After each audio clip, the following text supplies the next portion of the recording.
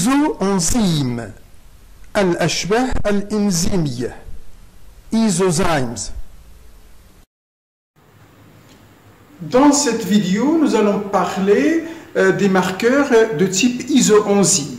Marqueurs de type isoenzyme qui sont très importants pour faire l'amélioration génétique des plantes, pour faire les biotechnologies, etc.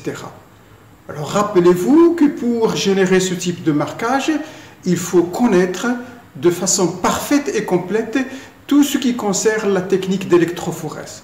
Toutes les étapes de l'électrophorèse en partant de la préparation des extraits jusqu'à le choix des supports de migration, jusqu'à vraiment la révélation de ce type de marquage qui est ici isoenzyme, objet de cette vidéo.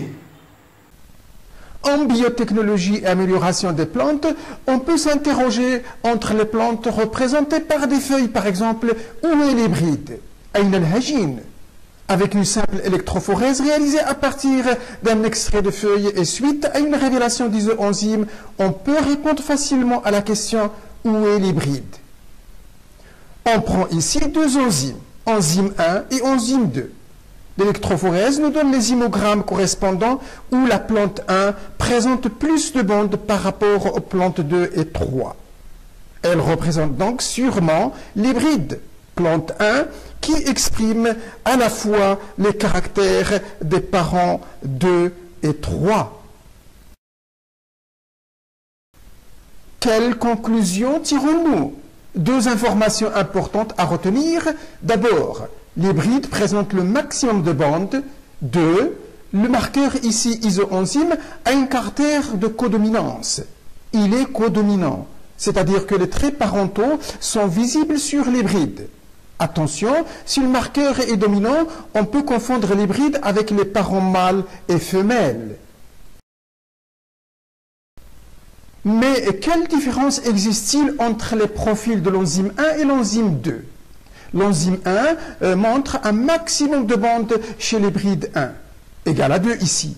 Par contre, l'enzyme 2 montre un maximum de bandes égal à 3. Regardez la plante 1, l'hybride. En effet, l'enzyme 1 est active avec un monomère de 2 versions. Regardez 2 et 3. Tandis que l'enzyme 2 est active avec un dimère. Avec un dimère, comment maintenant les explique-t-on? L'enzyme 1 a un monomère avec 2 versions, 2 polypeptides provenant de l'expression de 2 allèles. Pour expliquer, on suit le monomère de la plante 2, regardez 2, de l'enzyme 1 avec un cercle, et le monomère de la plante 3 avec un carré. Le cercle et le carré sont actifs séparément, dans l'état monomère, évidemment. Comme l'hybride, regardez, la plante 1 provient des plantes 2 et 3, il montre les 2 allèles, codant pour le polypeptide représenté par le cercle et le polypeptide représenté par le carré. Par contre, pour l'enzyme 2, toujours 2 allèles codant pour 2 polypeptides représentés par cercle et carré, mais l'enzyme elle est dimérique. Et les dimériques actives se forment bien sûr avec 2 polypeptides similaires ou différents. Le dimère actif, cercle-cercle, regardez plante 3, est retrouvé chez l'hybride plante 1. Le dimère actif de la plante 2, carré-carré, est retrouvé aussi chez l'hybride comme vous le voyez. Par contre, cet hybride 1 a la possibilité de former un autre dimère actif représenté par le cercle carré cette fois-ci. C'est un hétérodimère localisé entre 2 homodimères, cercle-cercle et carré-carré, localisé en haut et en bas. Récapitulons. Enzyme 1, monomère avec 2 allèles. Enzyme 2, dimère avec 2 allèles. D'où la structure de l'enzyme joue un rôle très important dans la compréhension des imogrammes.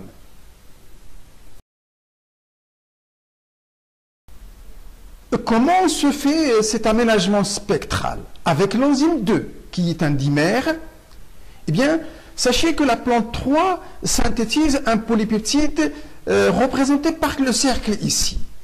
Elle n'en fait que cela. Elle fabrique un dimère donc actif, cercle-cercle. Regardez le zymogramme en bas. La plante 2 ne synthétise que des polypeptides représentés par le carré et donc ne peut former comme dimère actif que carré-carré. Regardez zymogramme en bas.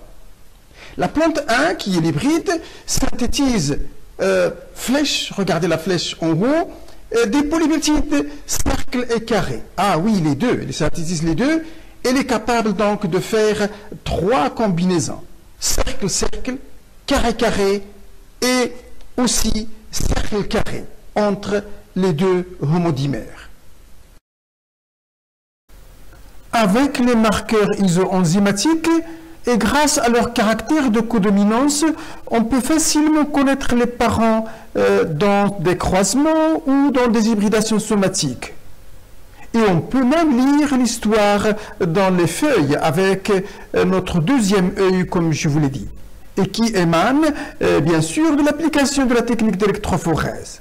Ici, une question, quel est le parent femelle dans le croisement de palmidatiers?